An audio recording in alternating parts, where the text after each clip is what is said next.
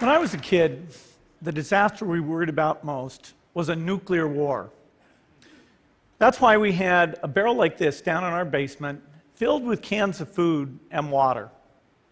When the nuclear attack came, we were supposed to go downstairs, hunker down, and eat out of that barrel. Today, the greatest risk of global catastrophe doesn't look like this. Instead, it looks like this.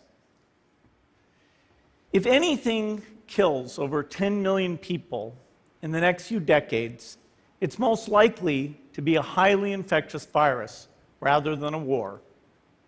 Not missiles, but microbes. Now, part of the reason for this is that we have invested a huge amount in nuclear deterrence, but we've actually invested very little in a system to stop an epidemic. We're not ready for the next epidemic.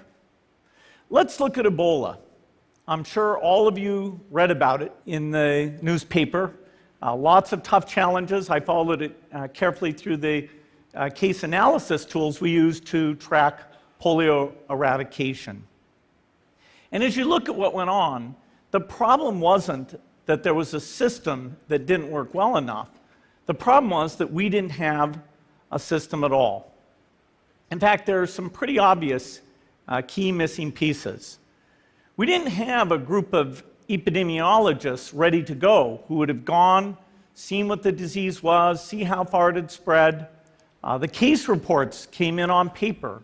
It was very delayed before they were put online, and they were extremely inaccurate. We didn't have a medical team ready to go. We didn't have a way of preparing people. Now, Médecins Sans Frontières did a great job orchestrating volunteers, but even so, we were far slower than we should have been getting the thousands of workers into these countries. And a large epidemic would require us to have hundreds of thousands of workers.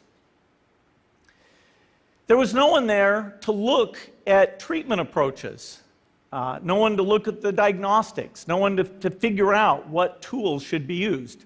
As an example, we could have taken the blood of survivors, processed it, and put that plasma back in people to protect them. But that was never tried. So there was a lot that was missing, and these things are really a global failure. The WHO is funded to monitor epidemics, but not to do these things I talked about. Now in the movies, it's quite different. There's a group of handsome epidemiologists ready to go.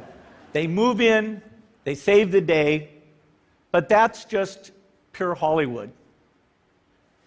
The failure to prepare could allow the next epidemic to be dramatically more devastating than Ebola. Let's look at the progression of Ebola over this year. About 10,000 people died, and nearly all were in the 3 West African countries. There's 3 reasons why it didn't spread more. The first is there was a lot of heroic work by the health workers. They found the people and they prevented more infections. The second is the nature of the virus. Ebola does not spread through the air. And by the time you're contagious, most people are so sick that they're bedridden.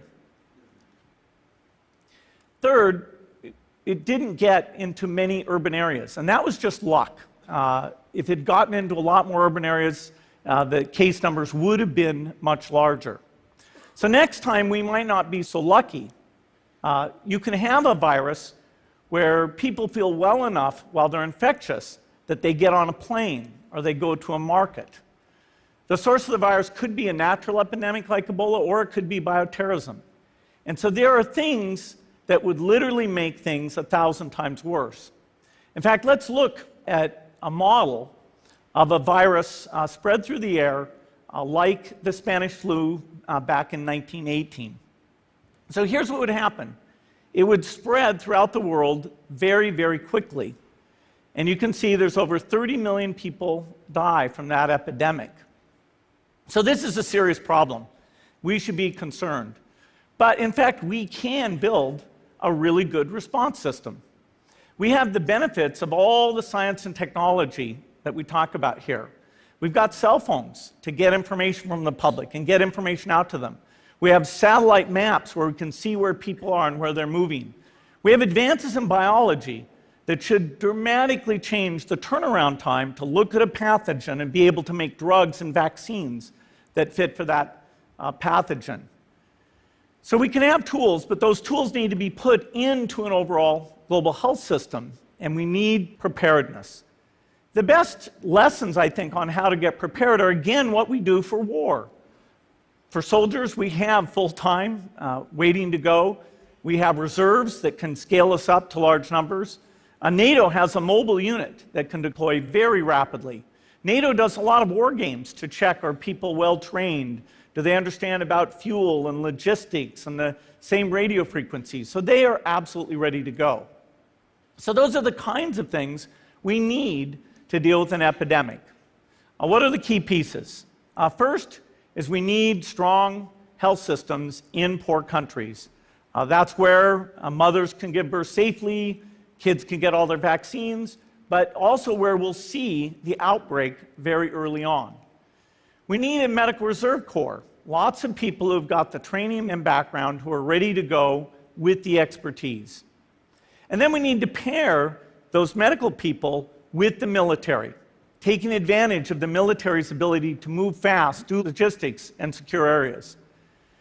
We need to do simulations, germ games, not war games, so that we see where the holes are. The last time a germ game was done in the United States was back in 2001, and it didn't go so well.